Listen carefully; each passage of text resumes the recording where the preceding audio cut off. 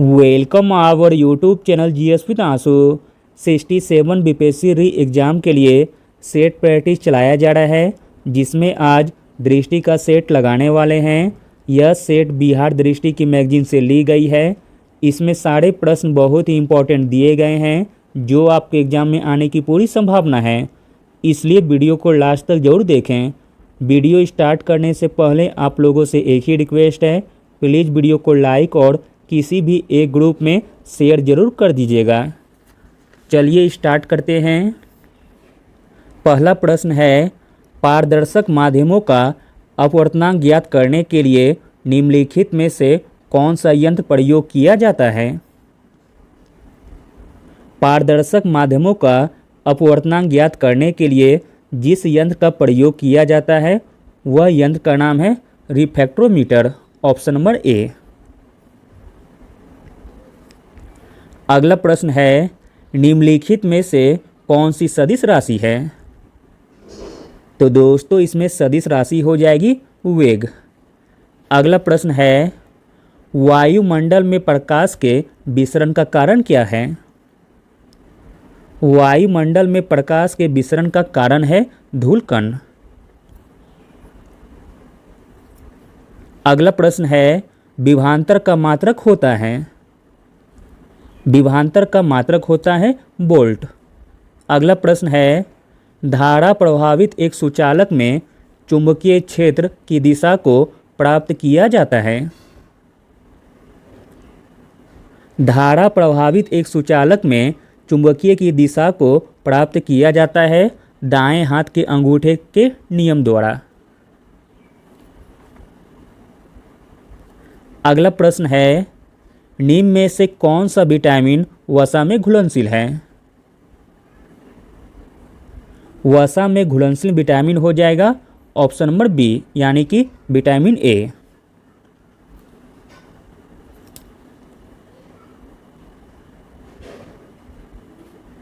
अगला प्रश्न देखते हैं, किसी चालक का प्रतिरोध निर्भर करता है।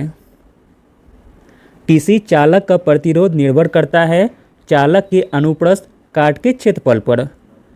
अगला प्रश्न है, निम्नलिखित में से किस ग्रंथ में सर्वप्रथम देवकी के पुत्र कृष्ण का वर्णन किया गया है। तो दोस्तों वह ग्रंथ हो जाएगा Chandogya Upanishad. Option number B. अगला प्रश्न देखते हैं, लॉर्ड कर्जन द्वारा बंगाल विभाजन के निर्णय की घोषणा कब की गई थी। लॉर्ड कर्जन द्वारा बंगाल विभाजन के निर्णय की घोषणा की गई थी 20 जुलाई 1905 को। अगला प्रश्न देखते हैं, वर्ष 2021 का बुकर पुरस्कार किसे प्रदान किया गया है। वर्ष 2021 का बुकर पुरस्कार प्रदान किया गया है डेमन गलगुड जी को। अगला प्रश्न है, पुस्तक द फ्रैक्चर्ड हिमालय की लेखिका का क्या नाम है। इंपॉर्टेंट प्रश्न है, पुस्तक द फ्रैक्चर्ड हिमालय की लेखिका का नाम है निरुपमा राव। अगला प्रश्न देखते हैं, संविधान सभा की प्रमुख समितियों से संबंधित निम्नलिखित में से कौन सा विकल्प सही सुमेलित नहीं है। तो दोस्तों जो सही सुमेलित नहीं है वह है ऑप्शन नंबर ए, संघीय संविधान समिति। बी पट्टाभी सीतारमैया, जो कि दोस्तों गलत दिया गया है। संघीय संविधान समिति का अध्यक्ष था जवाहरलाल नेहरू। बाकी तीनों सही दिए गए हैं। प्रांतीय संविधान समिति का अध्यक्ष था सरदार पटेल। प्रारूप समिति का डॉक्टर BR अम्बेडकर तथा प्रक्रिया नियम समिति का अध्यक्ष था डॉक्टर राजेंद्र प्रसाद।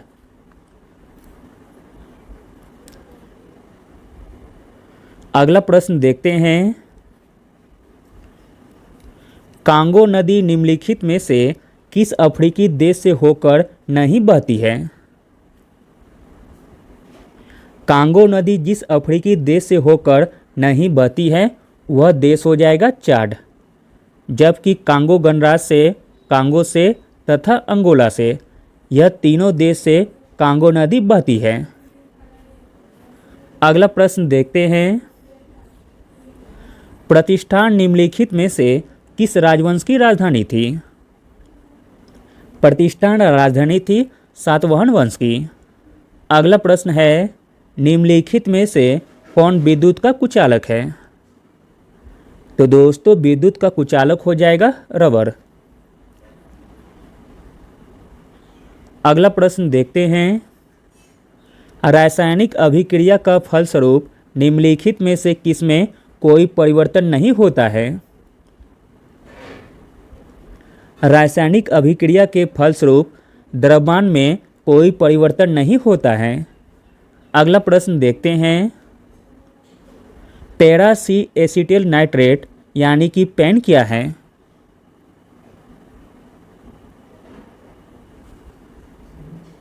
पैरा-सी नाइट्रेट है द्वितीयक प्रदूषक।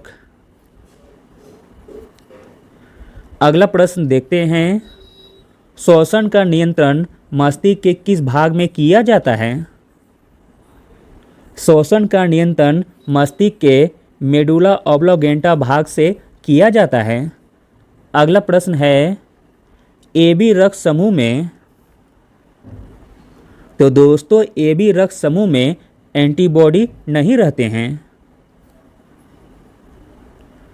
अगला प्रश्न है, एक वस्तु का भार अधिकतम होता है। एक वस्तु का भार अधिकतम होता है निर्वात में। अगला प्रश्न है, स्तन ग्रंथियों का कैंसर कहलाता है। स्तन ग्रंथियों का कैंसर कहलाता है कार्सिनोमा। अगला प्रश्न है, किस ताप पर H2O का घनत्व अधिकतम होता है? H2O का घनत्व अधिकतम होता है 4 डिग्री सेल्सियस पर। अगला प्रश्न है, निम्नलिखित में से कौन सा विकल्प सही सुमेलित नहीं है? जो विकल्प सही सुमेलित नहीं है वह है ऑप्शन नंबर ए, पॉलीग्राफ ध्वनि की तीव्रता मापने के लिए, जो कि दोस्तों गलत दिया गया है। ध्वनि की तीव्रता मापने के लिए डेसिबल का प्रयोग किया जाता है। बाकी तीनों सही दिए गए हैं। स्पेग्नोमैनोमीटर रक्तचाप मापने के लिए प्रयोग किया जाता है। मैनोमीटर गैसों के दाब को मापने के लिए प्रयोग किया जाता है तथा ऑक्सेनोमीटर पौधों की वृद्धि को मापने के लिए किया जाता है। अगला प्रश्न देखते हैं, भारत वन स्थिति रिपोर्ट 2019 की तुलना में वनावरण में 2021 में कितने वर्ग किलोमीटर की वृद्धि दर्ज की गई है? इम्पोर्टेंट प्रश्न है। भारत वन स्थिति रिपोर्ट 2019 की तुलना में वनावरण में 2021 में 1540 वर्ग किलोमीटर की वृद्धि दर्ज की गई है। अगला प्रश्न देखते हैं, निम्नलिखित में से कौन सी रिपोर्ट विश्व आर्थिक मंच द्वारा प्रकाशित नहीं की जाती है? तो दोस्तों वह रिपोर्ट हो जाएगी ईज ऑफ डूइंग बिजनेस, जो कि विश्व आर्थिक मंच के द्वारा प्रकाशित नहीं की जाती है। जबकि मानव पूंजी रिपोर्ट, पर्यावरण प्रदर्शन सूचकांक, यह दोनों रिपोर्ट विश्व आर्थिक मंच के द्वारा प्रकाशित की जाती है। अगला प्रश्न है, हाल ही में जारी global climate tax investment trade report 2021 में कौन सा देश शीर्ष पर रहा है?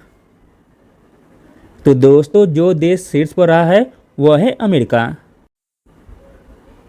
अगला प्रश्न है, विश्व प्रसन्नता रिपोर्ट 2022 में भारत का स्थान कौन सा है? विश्व प्रसन्नता रिपोर्ट 2022 में भारत का स्थान है 136वां। अगला प्रश्न है, मार्च 2022 में लोकसभा द्वारा दिल्ली के कितने नगर निगम का एक इकाई में विलय करने के लिए दिल्ली नगर निगम संशोधन विधेयक 2022 पारित किया गया? आंसर हो जाएगा ऑप्शन नंबर बी, 3 नगर निगम इकाइयों को। अगला प्रश्न देखते हैं, हाल ही में वन ओशन समिट का आयोजन किस देश में हुआ? वन ओशन समिट का आयोजन हुआ फ्रांस देश में। अगला प्रश्न है, कोड़ी क्रीक नेविस्का स्थित है? कोड़ी क्रीक नेविस्का स्थित है कच्छ के रण में। अगला प्रश्न देखते हैं, अहमद नासिर अल रईसी जिन्हें अंतर्राष्ट्रीय पुलिस संगठन की जनरल असेंबली का नया प्रेसिडेंट चुना गया, निम्नलिखित में से किस देश से संबंधित है? तो दोस्तों यह संबंधित है यूएई से, ऑप्शन नंबर बी। अगला प्रश्न है, संयुक्त राष्ट्र महासचिव के द्वारा मार्च 2022 में बहुपक्षवाद पर संयुक्त राष्ट्र के नव स्थापित सलाहकार बोर्ड के सदस्य के रूप में किस भारतीय को चुना गया है? तो दोस्तों वह भारतीय का नाम है जयंती घोष। अगला प्रश्न है, हाल ही में किस राज्य सरकार के साथ बर्किंघम विश्वविद्यालय के विशेषज्ञ यूके इंडिया की सस्टेनेबल कूलिंग पहल शुरू की गई है? तो दोस्तों हाल ही में तेलंगाना राज्य सरकार के साथ बर्किंघम विश्वविद्यालय के विशेषज्ञ यूके इंडिया की सस्टेनेबल कूलिंग पहल शुरू की गई है। अगला प्रश्न है, निम्नलिखित युग्मों में से कौन सुमेलित नहीं है? तो दोस्तों जो सुमेलित नहीं है वह है option number C, PC culture लाक्का कीड़ा, जो कि दोस्तों गलत दिया गया है। पीसी कल्चर संबंधित है मछली से, बाकी सभी सही दिए गए हैं। एपी कल्चर शहद की मक्खी, सेरीकल्चर सिल्क वर्म, हॉर्टिकल्चर फूल। अगला प्रश्न देखते हैं, विकास का मुख्य कारक क्या है? विकास का मुख्य कारक हो जाएगा प्राकृतिक वर्ण। अगला प्रश्न है, हल्दी के पौधे का खाने योग्य हिस्सा कौन सा है? हल्दी के पौधे का खाने योग्य हिस्सा है प्रकंद। अगला प्रश्न है, खमीर एक उदाहरण है? खमीर एक उदाहरण है कवक का। अगला प्रश्न है, नाभिक से निकलने वाली विकिरणों में किसकी वेधन क्षमता सर्वाधिक होती है? वेधन क्षमता सर्वाधिक होती है गामा किरणों की। अगला प्रश्न है, केंद्रक द्रव एवं कोशिका द्रव के बीच पदार्थों का आदान प्रदान किसके द्वारा होता है? केंद्रक द्रव एवं कोशिका द्रव के बीच पदार्थों का आदान प्रदान होता है केंद्रक छिद्र के द्वारा। अगला प्रश्न देखते हैं, किसी पदार्थ के आपेक्षिक घनत्व उसके घनत्व और पानी के घनत्व के संदर्भ में निम्नलिखित में से कौन सही है? तो दोस्तों इसमें सही हो जाएगा ऑप्शन नंबर सी, आपेक्षिक घनत्व बराबर घनत्व बटा 4 डिग्री सेल्सियस पर पानी का घनत्व। अगला प्रश्न है, बीज के 3 भाग हैं। बीज के 3 भाग हैं, बीजपत्र, मूलांकुर और प्रांकुर। अगला प्रश्न देखते हैं, हीमोफीलिया निम्नलिखित में से किस श्रेणी का रोग है? हीमोफीलिया रोग है आनुवांशिक रोग श्रेणी का। अगला प्रश्न देखते हैं, प्रकाश रासायनिक अभिक्रिया में प्रकाश का अवशोषण होता है। अगला प्रश्न देखते हैं, चीन ने लॉन्ग मार्च 2F के जरिए किस मानव युक्त अंतरिक्ष यान का प्रक्षेपण किया है? तो दोस्तों वह अंतरिक्ष यान का नाम है सेंजाऊ 12, ऑप्शन नंबर बी। अगला प्रश्न है, चर्चा में रहा जेंडर संवाद कार्यक्रम किस मंत्रालय से संबंधित है? चर्चा में रहा जेंडर संवाद कार्यक्रम ग्रामीण विकास मंत्रालय से संबंधित है। अगला प्रश्न है, भारत की पहली medical city Indrayani medicity कहाँ स्थापित किए जाने की घोषणा की गई है? भारत की पहली medical city Indrayani medicity Pune में स्थापित किए जाने की घोषणा की गई है। अगला प्रश्न देखते हैं, भारत का पहला विश्व शांति केंद्र कहाँ स्थापित किया जाएगा? भारत का पहला विश्व शांति केंद्र स्थापित किया जाएगा गुरुग्राम में। अगला प्रश्न देखते हैं। युविका 2022 कार्यक्रम संबंधित है। युविका 2022 कार्यक्रम संबंधित है इसरो से। अगला प्रश्न देखते हैं। देश का पहला चाइल्ड बजट पेश करने वाला राज्य निम्नलिखित में से कौन बन गया है? देश का पहला चाइल्ड बजट पेश करने वाला राज्य बन गया है मध्य प्रदेश। अगला प्रश्न देखते हैं। रूस यूक्रेन मौजूदा संकट के बीच चर्चा में रही नॉर्ड स्ट्रीम 1 गैस पाइपलाइन किन दो देशों के बीच स्थित है? नॉर्ड स्ट्रीम 1 गैस पाइपलाइन रूस तथा जर्मनी देशों के बीच स्थित है। अगला प्रश्न है। भारतीय बीमा नियामक और विकास प्राधिकरण का अध्यक्ष किसे नियुक्त किया गया है? भारतीय बीमा नियामक और विकास प्राधिकरण का अध्यक्ष नियुक्त किया गया है देवाशीष पांडा जी को। अगला प्रश्न है। अंग्रेज सरकार ने केसर-ए-हिंद की उपाधि से महात्मा गांधी को कब सम्मानित किया? कब सम्मानित किया? तो 1915 में। अगला प्रश्न है। All India trade union Congress यानी कि AITUC की स्थापना किसके द्वारा की गई? All India trade union Congress की स्थापना MN जोशी के द्वारा की गई। अगला प्रश्न है। कांग्रेस द्वारा जलियांवाला बाग हत्याकांड की जांच के लिए किसके नेतृत्व में एक आयोग का गठन किया गया? कांग्रेस द्वारा जलियांवाला बाग हत्याकांड की जांच के लिए मदन मोहन मालवीय के नेतृत्व में एक आयोग का गठन किया गया।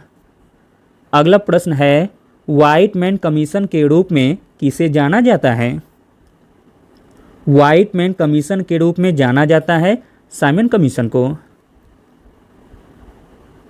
अगला प्रश्न देखते हैं। निम्नलिखित में से कौन सी गैस मुख्यतः अम्लीय वर्षा के लिए जिम्मेदार है? तो दोस्तों वह मुख्य रूप से गैस है सल्फर डाइऑक्साइड। अगला प्रश्न है। लोक लेखा समिति के लिए लोकसभा से कितने सदस्य निर्वाचित होते हैं? लोक लेखा समिति के लिए लोकसभा से 15 सदस्य निर्वाचित होते हैं। अगला प्रश्न देखते हैं। क्षेत्रीय परिषद की अध्यक्षता कौन करता है? क्षेत्रीय परिषद की अध्यक्षता करता है केंद्रीय गृह मंत्री। अगला प्रश्न है। राज्य विधान परिषद के सदस्य का कार्यकाल कितना होता है? राज्य विधान परिषद के सदस्य का कार्यकाल होता है 6 वर्षों का। अगला प्रश्न है। केंद्रीय सूचना आयोग की स्थापना किस वर्ष की गई थी? केंद्रीय सूचना आयोग की स्थापना की गई थी 2005 में। अगला प्रश्न है। भारत की सबसे लंबी झील कौन सी है? भारत की सबसे लंबी झील है वेबनाथ झील जो कि केरल में है। अगला प्रश्न देखते हैं। निम्नलिखित राज्यों को उनके स्थापना क्रम में व्यवस्थित कीजिए। तो दोस्तों इसका राइट आंसर हो जाएगा ऑप्शन नंबर ए। पहले होगा गुजरात, फिर होगा नागालैंड, फिर हरियाणा, तब फिर मेघालय। गुजरात की स्थापना 1960 में की गई थी, नागालैंड का 1963 में, हरियाणा 66 में और मेघालय 72 में। अगला प्रश्न देखते हैं। निम्नलिखित में से कौन सा पादप हार्मोन है? तो दोस्तों इसमें पादप हार्मोन हो जाएगा जिबरेलिन। अगला प्रश्न देखते हैं। 5वां बिमस्टेक शिखर सम्मेलन की अध्यक्षता किस देश ने की? 5वें बिमस्टेक शिखर सम्मेलन की अध्यक्षता की गई थी श्रीलंका के द्वारा। अगला प्रश्न है। निम्नलिखित में से कौन सा विकल्प सही सुमेलित नहीं है? जो विकल्प सही सुमेलित नहीं है वह है option number D, Gandhara Mahajanapada Udayana, जो कि दोस्तों गलत दिया गया है। बाकी सभी सही दिए गए हैं। कौशल महाजनपद प्रसेनजीत, अवंती महाजनपद प्रधोत, चैदी महाजनपद शिशुपाल। अगला प्रश्न देखते हैं, मगध एवं उसकी राजधानी पाटलिपुत्र के अलावा मौर्य साम्राज्य 4 अन्य प्रांतों में विभाजित था। इसके संबंध में सही विकल्प कौन सा नहीं है? तो दोस्तों जो सही सुमेलित नहीं है वह है option number D, Kannauj Avanti राष्ट्र, जो कि दोस्तों गलत दिया गया है। अगला प्रश्न देखते हैं, तृतीय आंग्ल मैसूर युद्ध के उपरांत निम्नलिखित में से किस संधि पर हस्ताक्षर किए गए थे? तो दोस्तों वह संधि थी श्रीरंगपट्टन की संधि। अगला प्रश्न है, भारत वन स्थिति रिपोर्ट 2021 के अनुसार देश का कुल वनावरण कितना है तथा देश के कुल भौगोलिक क्षेत्र का कितना % है? भारत वन स्थिति रिपोर्ट 2021 के अनुसार देश का कुल वनावरण है 7,13,798 वर्ग किलोमीटर तथा देश के कुल भौगोलिक क्षेत्रफल का 21.7% है। अगला प्रश्न देखते हैं, अंग्रेजों और सिराजुद्दौला के बीच अलीनगर की संधि कब हुई थी? अलीनगर की संधि हुई थी 1757 में। अगला प्रश्न देखते हैं, महालवाड़ी व्यवस्था के अंतर्गत ब्रिटिश भारत का कितना % भाग आता था? महालवाड़ी व्यवस्था के अंतर्गत ब्रिटिश भारत का 30% आता था। अगला प्रश्न देखते हैं, निम्नलिखित को सुमेलित कीजिए। चलिए देखते हैं, एक तरफ दिया गया है अकाल आयोग और एक तरफ दिया गया है अध्यक्ष का नाम। चलिए देखते हैं कौन सुमेलित है। एक का मिलान हो जाएगा 2 से। प्रथम अकाल आयोग के अध्यक्ष थे कैंपबेल। बी का मिलान हो जाएगा 3 से। द्वितीय अकाल आयोग का अध्यक्ष था स्टेची। सी का मिलान हो जाएगा 4 से। तृतीय अकाल आयोग का अध्यक्ष था लायल तथा डी का मिलान हो जाएगा 1 से। चतुर्थ अकाल आयोग का अध्यक्ष था मैकडोनाल्ड। इस प्रकार ऑप्शन नंबर ए सही हो जाएगा। अगला प्रश्न देखते हैं, 1857 के विद्रोह में मौलवी अहमदुल्ला ने कहाँ विद्रोह को नेतृत्व प्रदान किया था? 1857 के विद्रोह में मौलवी अहमदुल्ला ने फैजाबाद से विद्रोह का नेतृत्व प्रदान किया था।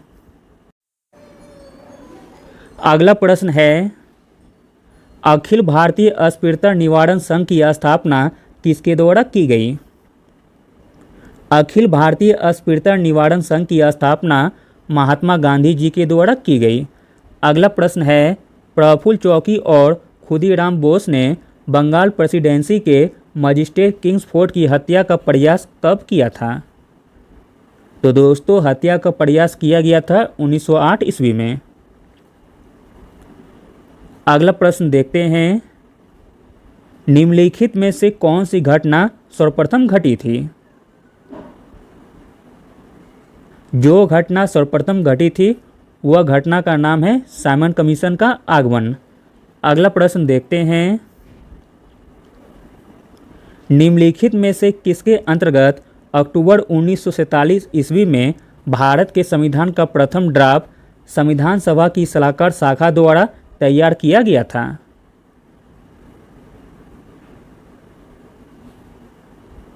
तो दोस्तों बी.एन. राव की अंतर्गत अक्टूबर 1947 ईस्वी के भारत के संविधान का प्रथम ड्राफ्ट संविधान सभा की सलाहकार शाखा द्वारा तैयार किया गया था। अगला प्रश्न देखते हैं, दिल्ली दरबार जो कि 1911 में हुआ था, इसके संबंध में निम्नलिखित में से कौन सा कथन असत्य है? जो कथन असत्य है वह है ऑप्शन नंबर सी। 12 दिसंबर 2011 को ही राजधानी को कोलकाता से दिल्ली स्थानांतरित करने की घोषणा हुई थी, जो कि दोस्तों बिल्कुल गलत दिया गया है। बाकी तीनों सही दिए गए हैं। दिल्ली दरबार ब्रिटिश सम्राट जॉर्ज पंचम और महारानी मैरी के स्वागत के लिए आयोजित किया गया था। दिल्ली दरबार में ही 12 दिसंबर 1911 को बंगाल विभाजन रद्द करने की घोषणा की गई। बिहार एक अलग राज्य बना जिसमें उड़ीसा भी सम्मिलित था। अगला प्रश्न देखते हैं, ब्रिटिश शासन के दौरान वह कौन सा प्रथम भारतीय था जिसे गवर्नर जनरल की काउंसिल का कानूनी सदस्य नियुक्त किया गया था? तो दोस्तों वह प्रथम भारतीय था सत्येंद्र प्रसाद सिन्हा। अगला प्रश्न देखते हैं, निम्नलिखित में से कौन गांधी इरविन समझौते का अंग नहीं था? गांधी इरविन समझौते का अंग नहीं था, वह था रिहा कैदियों को समुचित मुआवजे का भुगतान। अगला प्रश्न देखते हैं, गांधी व अंबेडकर के मध्य पूना समझौता कब हुआ था? गांधी व अंबेडकर के मध्य पूना समझौता हुआ था 26 सितंबर 1932 को। अगला प्रश्न देखते हैं, निम्नलिखित में से किस स्थान से सुभाष चंद्र बोस ने सेना को संबोधित करते हुए तुम मुझे खून दो मैं तुम्हें आज़ादी दूंगा प्रसिद्ध नारा दिया था? तो दोस्तों वह स्थान था बर्मा। अगला प्रश्न देखते हैं, निम्नलिखित में से किसने कहा था कि महात्मा गांधी अहिंसात्मक क्रांति के स्वयं पैगंबर थे? तो दोस्तों यह कथन कहा गया था लैरी कॉलिंस और डोमिनिक लेपियरे के द्वारा। अगला प्रश्न है, निम्नलिखित में से किस मुस्लिम नेता ने भारत के विभाजन को एक विश्वासघाती कार्य कहा? तो दोस्तों वह मुस्लिम नेता थे खान अब्दुल गफ्फार खान। अगला प्रश्न है, भारतीय राष्ट्रीय कांग्रेस के उदारवादी युग में निम्नलिखित में से किसे भारतीय गैलस्टोन की उपाधि प्रदान की गई? भारतीय गैलस्टोन की उपाधि प्रदान की गई दादा भाई नौरोजी को। अगला प्रश्न देखते हैं, निम्नलिखित में से कौन स्वराज दल से संबंधित नहीं था?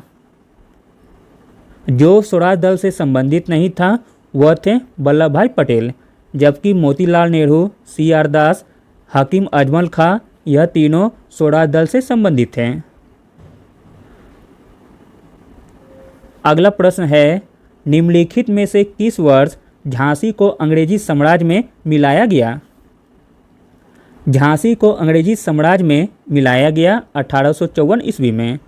अगला प्रश्न है, क्रांतिकारियों का प्रथम समाचार पत्र काल किस वायसराय के शासनकाल में छापा गया था? तो दोस्तों क्रांतिकारियों का प्रथम समाचार पत्र काल छापा गया था लॉर्ड एल्गिन द्वितीय के कार्यकाल में। अगला प्रश्न देखते हैं, किस चार्टर एक्ट के द्वारा बंगाल के गवर्नर जनरल को पूरे भारत का गवर्नर जनरल बना दिया गया? तो दोस्तों वह चार्टर एक्ट था 1833 ईस्वी का चार्टर अधिनियम। अगला प्रश्न देखते हैं, किस अभिलेख को रानी का अभिलेख कहा जाता है? रानी का अभिलेख कहा जाता है कौशाम्बी अभिलेख को। अगला प्रश्न देखते हैं, गांधी मर सकता है परंतु गांधीवाद सदैव जिंदा रहेगा यह कथन भारतीय राष्ट्रीय कांग्रेस के किस अधिवेशन में कहा गया था? तो दोस्तों यह कथन कहा गया था कराची अधिवेशन जो कि 1931 में हुआ था। अगला प्रश्न देखते हैं, निम्नलिखित में से किस साहित्य में मौर्य साम्राज्य के इतिहास का वर्णन मिलता है? मौर्य साम्राज्य के इतिहास का वर्णन मिलता है इंडिका में।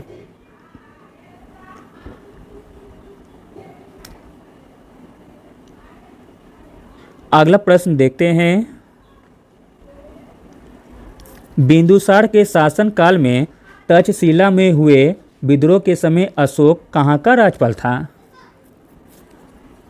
बिंदुसार के शासनकाल में तक्षशिला में हुए विद्रोह के समय अशोक राज्यपाल था अवंती का। अगला प्रश्न देखते हैं, चालुक्य वंश का सबसे महान शासक कौन था? चालुक्य वंश का सबसे महान शासक था पुलकेशिन द्वितीय। अगला प्रश्न है, भारतीय उपमहाद्वीप में कृषि के प्रारंभिक साक्ष्य कहाँ मिलते हैं? भारतीय उपमहाद्वीप में कृषि के प्रारंभिक साक्ष्य मिलते हैं मेहरगढ़ से। अगला प्रश्न देखते हैं, निम्नलिखित में से सही क्रम क्या है? तो दोस्तों सही क्रम हो जाएगा ऑप्शन नंबर डी, गुलाम, फिर खिलजी, फिर तुगलक और लास्ट लोदी। अगला प्रश्न है, तालीकोटा का युद्ध किस वर्ष हुआ था?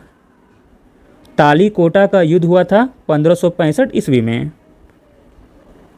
अगला प्रश्न देखते हैं, चांदी का टक्का और तांबे का जीतल किसने चलवाया? चांदी का टक्का और तांबे का जीतल चलवाया गया था इल्तुतमिश के द्वारा। अगला प्रश्न है, किसानों पर सिंचाई कर निम्नलिखित में से किस शासक ने लगाया? तो दोस्तों वह शासक थे फिरोज शाह तुगलक। अगला प्रश्न देखते हैं, संगम काल में पिल्लई शब्द किसके लिए प्रयुक्त होता था? संगम काल में पिल्लई शब्द प्रयुक्त होता था छात्र के लिए। अगला प्रश्न देखते हैं, बौंसी मेले का संबंध किस जिले से है? बौंसी मेले का संबंध है बांका जिले से। अगला प्रश्न है, गंडक नदी बिहार में किस स्थान पर गंगा नदी से मिलती है? गंडक नदी बिहार में पटना के निकट गंगा नदी से मिलती है। अगला प्रश्न देखते हैं, दक्षिणी बिहार के मैदान की मिट्टियों को कितने वर्गों में उप विभाजित किया जाता है? दक्षिणी बिहार के मैदान की मिट्टियों को 4 वर्गों में उप विभाजित किया जाता है। अगला प्रश्न है, बिहार में होमरू लीग कब स्थापित की गई थी? बिहार में होमरू लीग स्थापित की गई थी 16 दिसंबर 1916 को।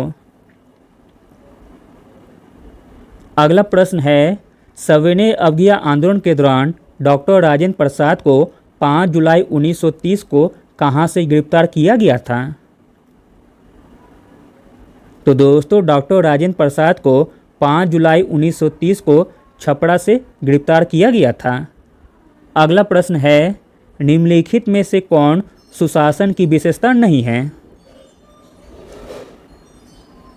सुशासन की विशेषता नहीं है वह है लाल फीताशाही, जबकि जवाबदेही, पारदर्शिता, कानून का शासन, यह तीनों सुशासन की विशेषताएं हैं। अगला प्रश्न देखते हैं, सूची 1 को सूची 2 के साथ सुमेलित करना है। चलिए सुमेलित करते हैं।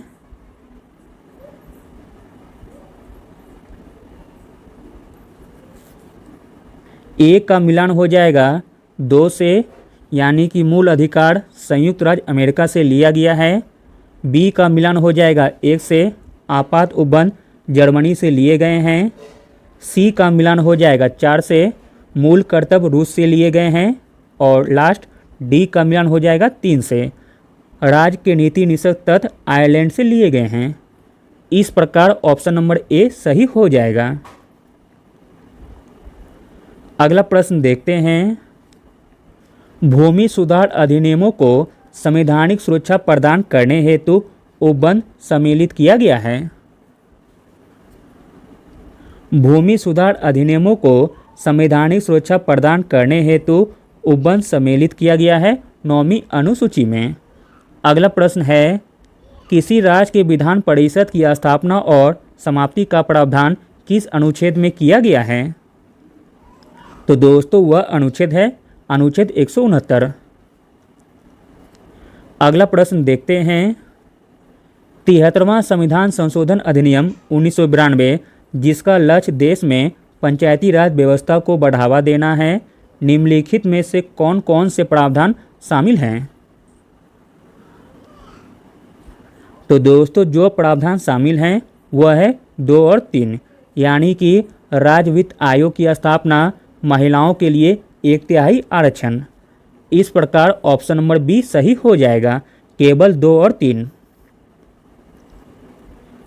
अगला प्रश्न देखते हैं, जिला एवं सत्र न्यायाधीश निम्नलिखित में से किसके नियंत्रण में काम करते हैं? जिला एवं सत्र न्यायाधीश राज्य के उच्च न्यायालय के नियंत्रण में काम करते हैं। अगला प्रश्न है, मेघालय का पठार किसका भाग है? मेघालय का पठार भाग है प्रायद्वीपीय भारत का। अगला प्रश्न है, भारत का सबसे महत्वपूर्ण खनिज युक्त शैल तंत्र कौन सा है? भारत का सबसे महत्वपूर्ण खनिज युक्त शैल तंत्र हो जाएगा धारवाड़ तंत्र। अगला प्रश्न देखते हैं, जनगणना 2011 के अनुसार सर्वाधिक जनसंख्या वाला केंद्र शासित प्रदेश कौन सा है? जनगणना 2011 के अनुसार सर्वाधिक जनसंख्या वाला केंद्र शासित प्रदेश हो जाएगा दिल्ली। अगला प्रश्न देखते हैं, भारत में पुरुष साक्षरता दर कितनी है? भारत में पुरुष साक्षरता दर है 82.14%। अगला प्रश्न है, अफ्रीका महाद्वीप का सर्वोच्च पर्वत शिखर कौन सा है? अफ्रीका महाद्वीप का सर्वोच्च पर्वत शिखर है माउंट किलिमंजारो। अगला प्रश्न देखते हैं, रोवर्स कप का संबंध किस खेल से है? रोवर्स कप का संबंध है फुटबॉल से। अगला प्रश्न है, वायु की बुलबुला जल में किस लेंस की भांति कार्य करता है? वायु का बुलबुला जल में अवतल लेंस की भांति कार्य करता है। अगला प्रश्न है, उच्च दबाव वाली हवाएं जो केंद्र से बाहर की ओर चलती है क्या कहलाती है? तो दोस्तों यह कहलाती है प्रति चक्रवात। अगला प्रश्न देखते हैं, शिवाजी ने कब रायगढ़ को अपनी राजधानी बनाया था? शिवाजी ने रायगढ़ को अपनी राजधानी बनाया था 1674 ईस्वी में। अगला प्रश्न देखते हैं, हुंड्रू जलप्रपात किस नदी पर स्थित है? हुंड्रू जलप्रपात स्थित है स्वर्णरेखा नदी पर और यह रांची शहर में स्थित है। अगला प्रश्न है, रमन मैग्सेसे पुरस्कार किस देश के राष्ट्रपति के नाम पर दिया जाता है? तो दोस्तों वह देश है फिलीपींस। अगला प्रश्न देखते हैं, बिहार राज्य का दूसरा टाइगर रिजर्व कहाँ बन रहा है? बिहार राज्य का दूसरा टाइगर रिजर्व बन रहा है कैमूर में। अगला प्रश्न देखते हैं, बिहार सरकार द्वारा निम्नलिखित में से किस वर्ष तक विद्यालय शिक्षा में 100% सकल नामांकन अनुपात हासिल करने का लक्ष्य रखा गया है? तो दोस्तों यह लक्ष्य रखा गया है 2030 तक। अगला प्रश्न देखते हैं, व्यय विधि के माध्यम से जीएनपी की गणना में क्या शामिल नहीं किया जाता है? व्यय विधि के माध्यम से जीएनपी की गणना में जो शामिल नहीं किया जाता है वह है मूल्यह्रास व्यय। अगला प्रश्न देखते हैं, मुद्रास्फीति की उच्च दर और बेरोजगारी की उच्च दर की एक साथ उपस्थिति को क्या कहते हैं? मुद्रास्फीति की उच्च दर और बेरोजगारी की उच्च दर की एक साथ उपस्थिति को कहते हैं स्टैगफ्लेशन। अगला प्रश्न है, किस पंचवर्षीय योजना अवधि के दौरान सरकार द्वारा बनाई गई कृषि नीति के परिणाम स्वरूप हरित क्रांति का जन्म हुआ? तो दोस्तों वह पंचवर्षीय योजना थी चतुर्थ योजना, ऑप्शन नंबर सी।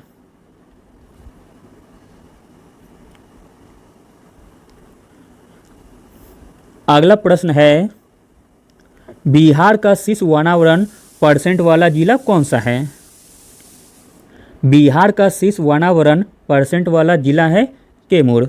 अगला प्रश्न है, कौन सी समिति भारत में निर्धनता के अनुमानों से संबंधित रही है? तो दोस्तों वह समिति है सुरेश तेंदुलकर समिति। अगला प्रश्न देखते हैं, निम्नलिखित में से किस राज्य की प्रति व्यक्ति आय सबसे अधिक है? प्रति व्यक्ति आय सबसे अधिक है गोवा राज्य की। अगला प्रश्न है, प्रथम क्षेत्रीय ग्रामीण बैंक की स्थापना किस वर्ष की गई थी? प्रथम क्षेत्रीय ग्रामीण बैंक की स्थापना की गई थी 1975 में। अगला प्रश्न है, फ्रेंच ओपन 2021 में पुरुष एकल विजेता कौन बने? फ्रेंच ओपन 2021 में पुरुष एकल विजेता बने नोवाक जोकोविच। अगला प्रश्न है, 38वां राष्ट्रीय खेल 2022 कहाँ खेला जाएगा? 38वां राष्ट्रीय खेल 2022 खेला जाएगा उत्तराखंड में। अगला प्रश्न देखते हैं, क्षोभ मंडल में तापमान। तो दोस्तों क्षोभ मंडल में तापमान ऊंचाई के साथ घटता है।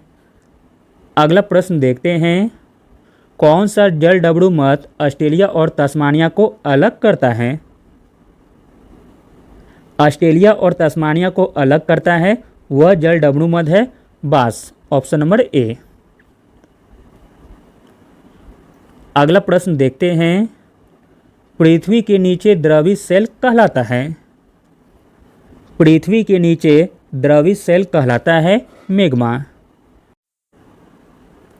अगला प्रश्न है, दक्षिण अफ्रीका में पाए जाने वाली शीतोष्णकटिबंधीय घास भूमि को क्या कहा जाता है? दक्षिण अफ्रीका में पाए जाने वाली शीतोष्णकटिबंधीय घास भूमि को कहा जाता है वेल्ड। अगला प्रश्न देखते हैं, निम्नलिखित में से कौन सी जलधारा अटलांटिक महासागर से संबंधित नहीं है? अटलांटिक महासागर से संबंधित नहीं है कैलिफोर्निया धारा, जबकि रेनेल धारा, केनारी धारा, इरमिंजर धारा, यह तीनों धाराएं अटलांटिक महासागर से संबंधित है। अगला प्रश्न है, केसरिया बौद्ध स्तूप किस राज्य में स्थित है? केसरिया बौद्ध स्तूप स्थित है बिहार राज्य में। अगला प्रश्न देखते हैं, वायुमंडल में दैनिक मौसम परिवर्तन किस परत के कारण होता है? तो दोस्तों वह परत है क्षोभमंडल। अगला प्रश्न है, भारी जल कितनी डिग्री सेंटीग्रेड पर जमता है? भारी जल जमता है 3.8 सेल्सियस पर। दोस्तों आगे 10 प्रश्न मैथ और रीजनिंग के दिए गए हैं, जिन्हें भी बनाना हो तो वह वीडियो पॉज करके बना सकते हैं। मैं सभी का आंसर बता देता हूँ। 141 का आंसर हो जाएगा ऑप्शन नंबर ए।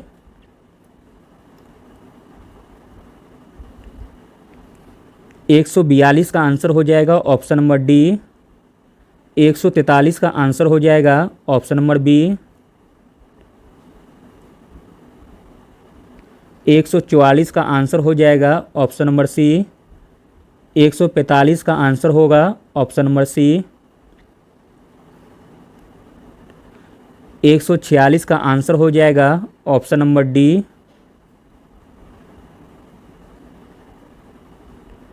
147 का आंसर होगा ऑप्शन नंबर डी।